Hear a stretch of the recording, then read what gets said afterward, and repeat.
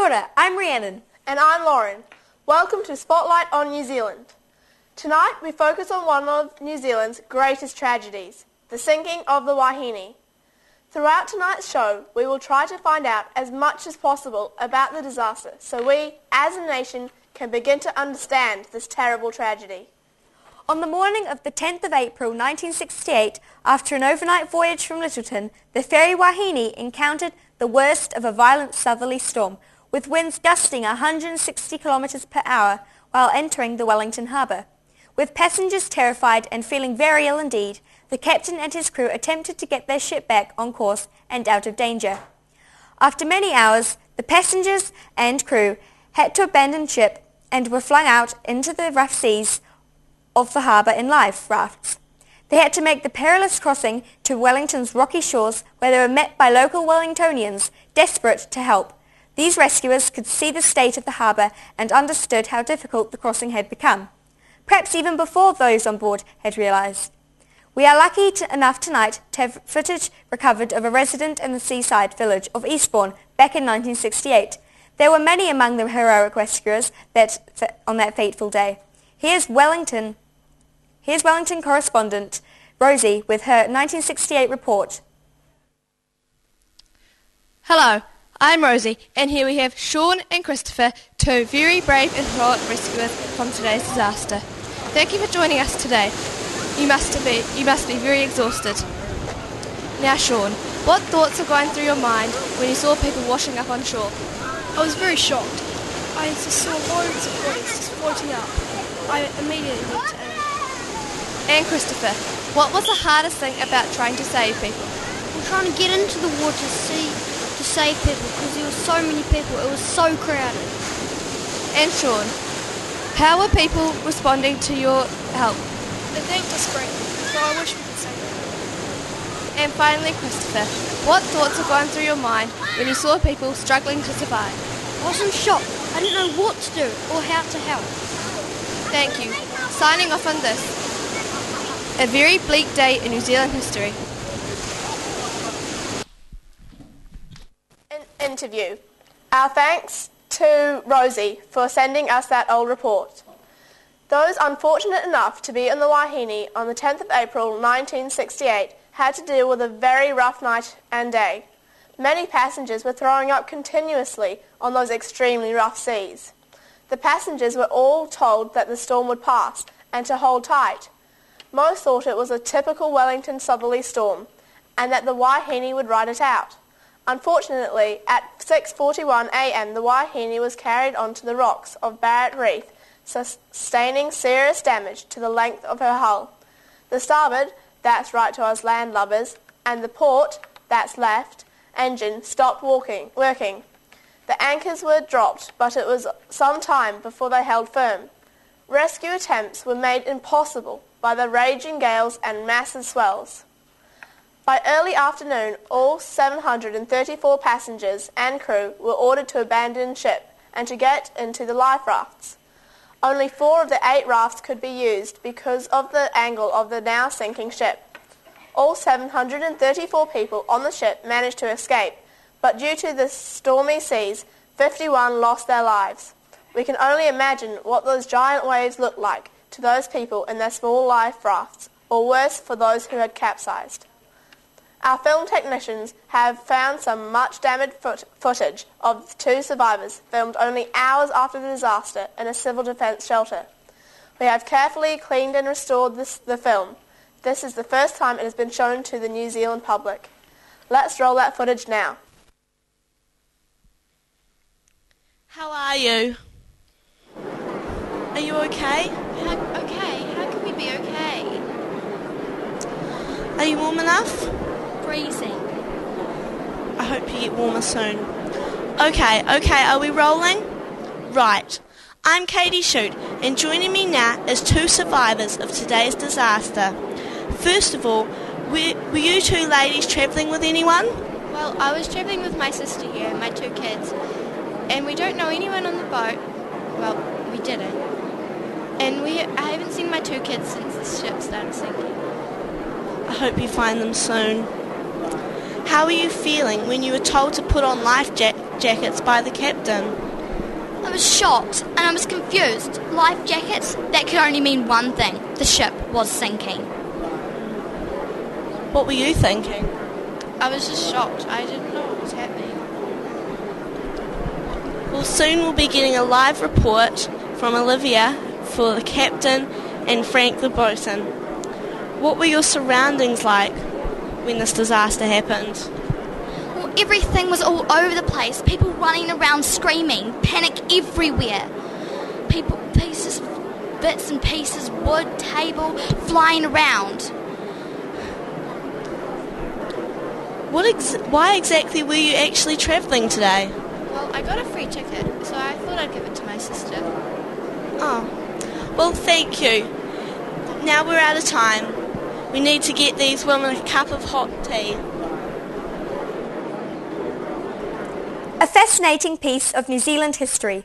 We are so lucky to have such an amazing technology that will allow us to still view it. And now let us look at the human error being possible reason for the sinking of the Wahine.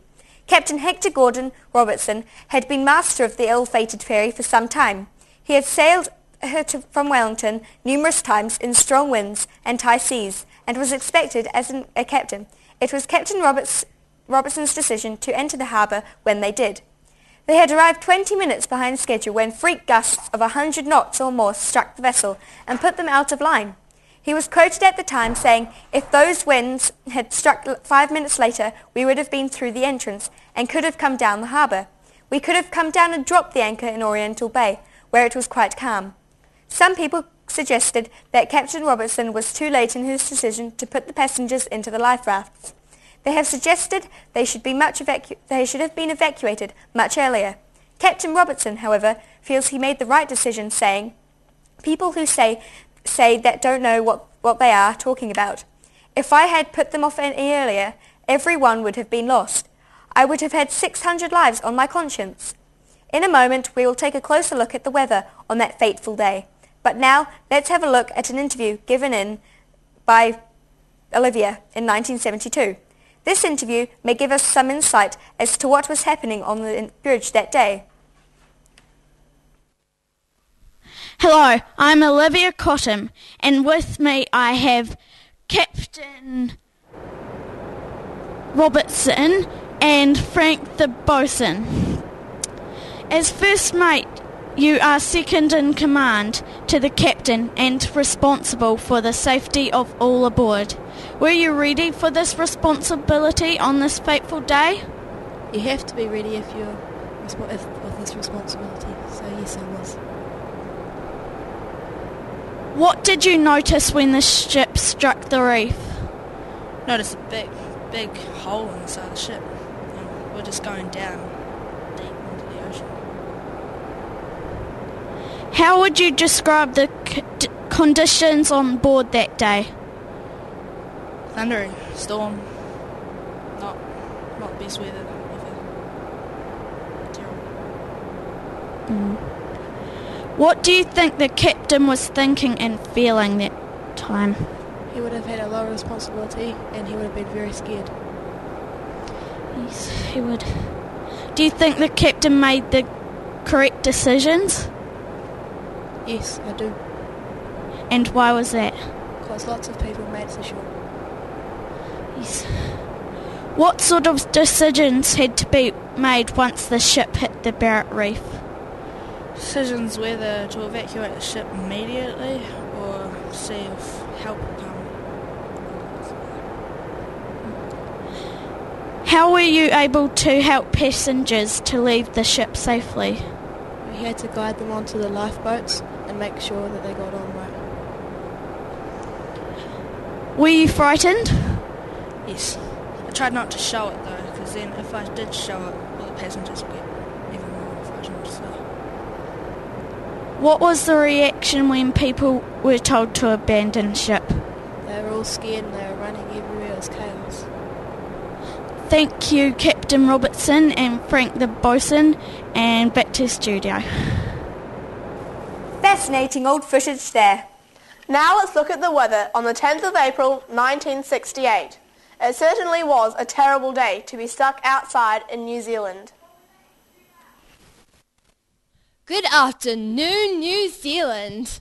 Cyclone Giselle was first reported on the 5th of April 1968 when it hit French Caledonia, with storm warnings issued throughout New Zealand the next day. Early on the 9th of April, Cyclone Giselle hit Cape Reinga. Winds of up to 160 kilometres an hour caused massive damage to buildings. Torrential rain flooded farmland in Northland, drowning hundreds of farm animals. A farmer was also killed when he was blown off a haystack. The cyclone's pattern of damage continued as it travelled across the North Island, but turned south down the east coast. Ships were driven ashore and landslips closed roads.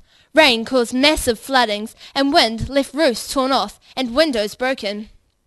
By the time Cyclone Giselle hit Wellington on the morning of the 10th of April, another storm had driven up the west coast of the South Island from Antarctica.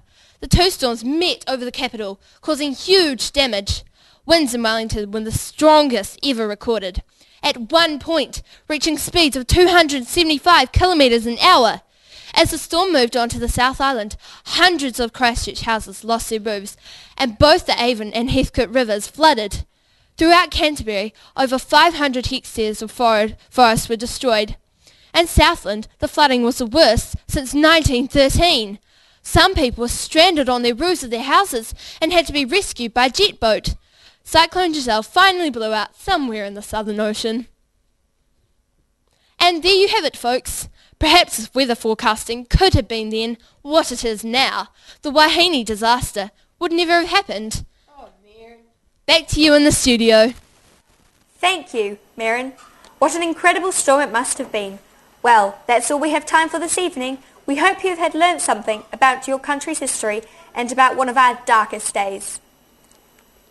Please join us next week when we focus on the Springbok Tour of 1981.